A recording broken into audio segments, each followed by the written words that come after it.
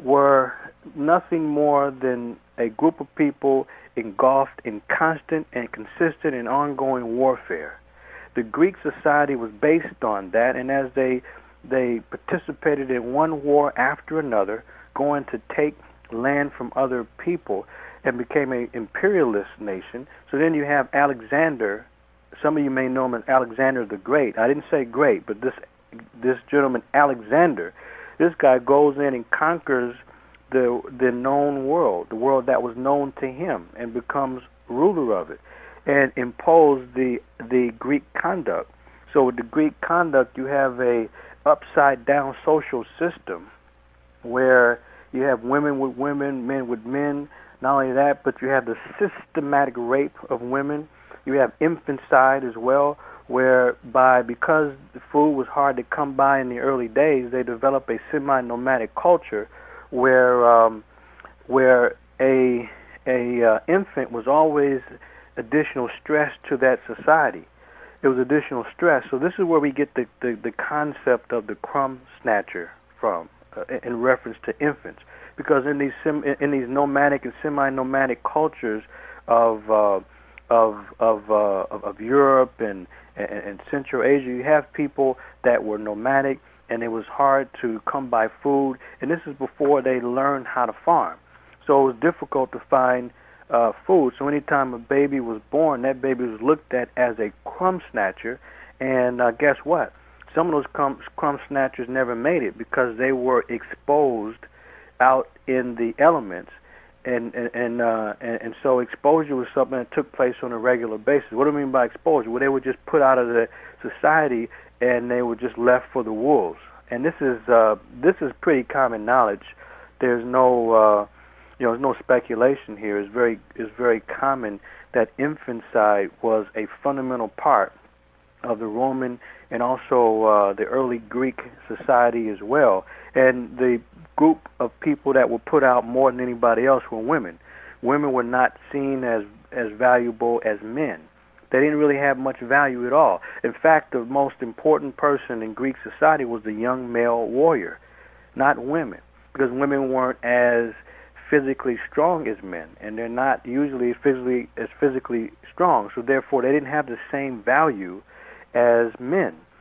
You think about it. If it's a warrior society, as the Greek society was, who's going to be the most important group?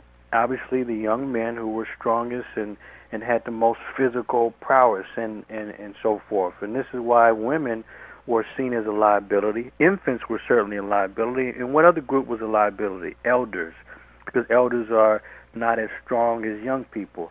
So you can see some of these carryovers that still take place in Western society today. So the question is, what is so special about the Greeks and Romans?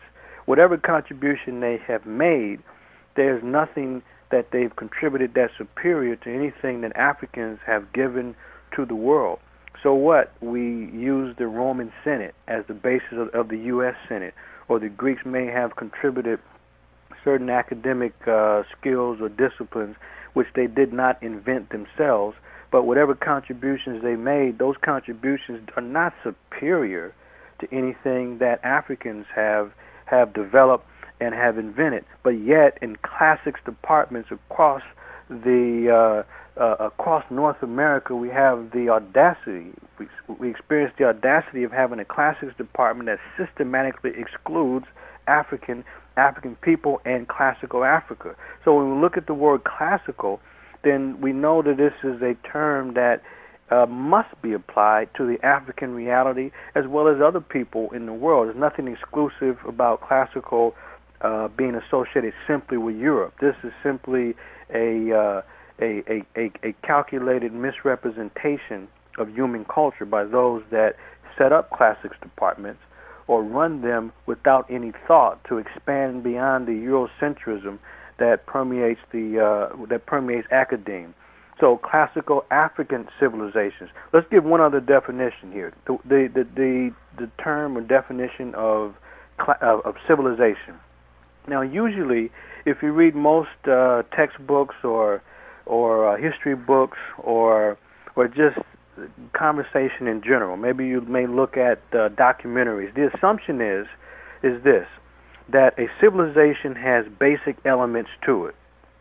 That a civilization in the traditional definition has cities, it has writing, the people were able to write, and a writing system, that it had agriculture, and then also that the civilizations also had metallurgy, that they were able to smelt or shape iron.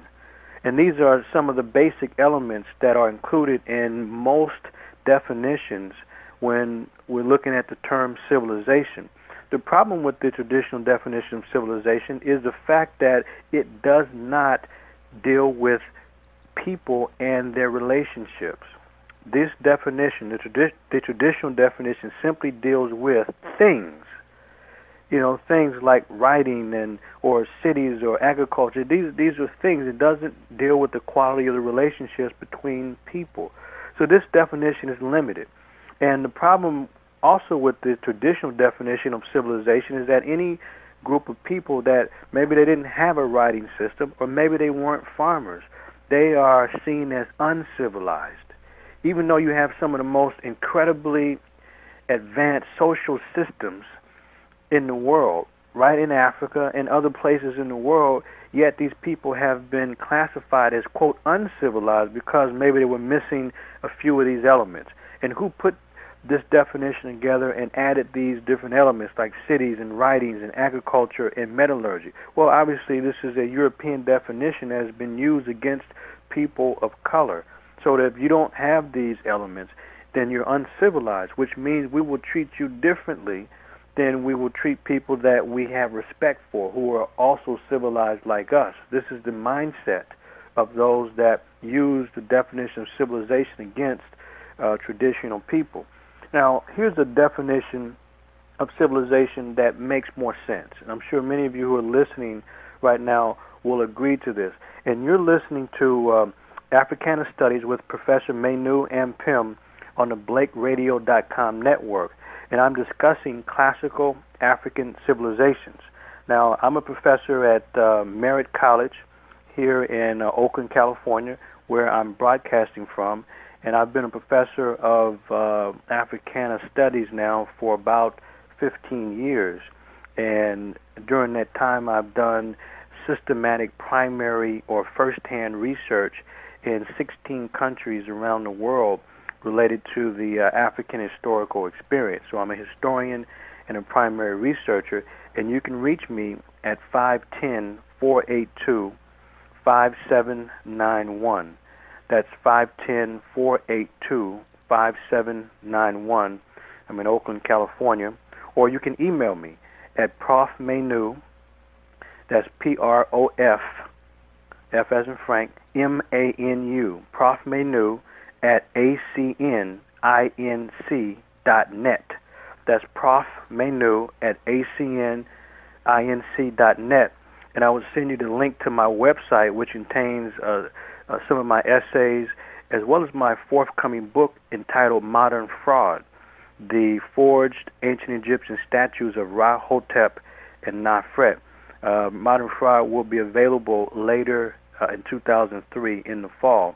And you can also obtain copies of my video and audio tape presentations, as well as obtain a copy of my current book, which is currently available, Towards Black Community Development.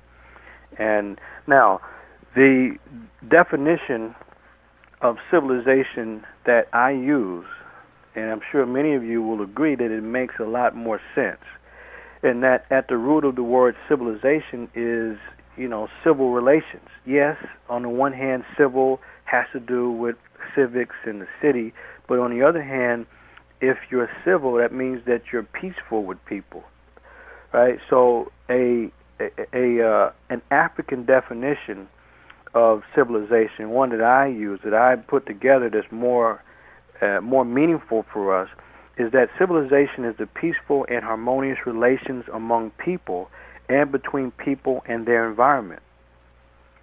Peaceful and harmonious relations among people and between people and their environment. There's harmony there. So that there are ethical laws that govern relations between the people, and there's ecological laws